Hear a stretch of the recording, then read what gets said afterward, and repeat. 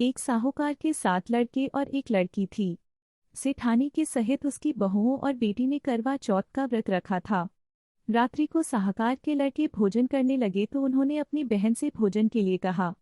इस पर बहन ने बताया कि आज उसका व्रत है और वह खाना चंद्रमा को अर्घ्य देकर ही खा सकती है। सबसे छोटे भाई को अपनी बहन की हालत देखी नहीं जाती और वह दूर पेड़ पर एक दीपक जलाकर चलनी की ओट में रख देता है, जो ऐसा प्रतीत होता है जैसे चतुर्थी का चांद हो। बहन ने अपनी भाभी से भी कहा कि चंद्रमा निकल आया है, व्रत खोल लें, लेकिन भाभीयों ने उसकी बात नहीं मानी और व्रत नहीं खोला। बहन को अपने भाइयों की चतुराई समझ में नहीं आई और उसे देखकर करवा उसे अर्घ्य देकर खाने का निवाला खा लिया।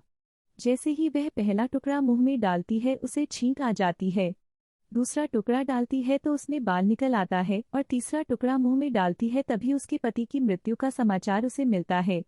वह बेहद दुखी हो जाती है।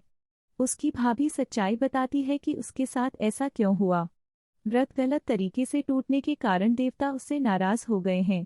इस पर करवा निश्चय करती है कि वह अपने पति का अंतिम संस्कार नहीं करेगी और अपने सतीत्व से उन्हें पुनर्जीवन दिलाकर रहेगी।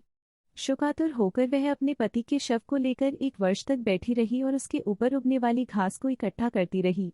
उसने पूरे साल की चतुर्थी को व्रत किया और अगले साल कार्तिक कृष्ण चतुर्थी फिर से आने पर उसने पूरे विधि विधान से करवा चौथ व्रत किया, जिसके फलस्वरूप करवा माता और गणेश जी के आशीर्वाद से उसका पति पुनः जीवित हो गया।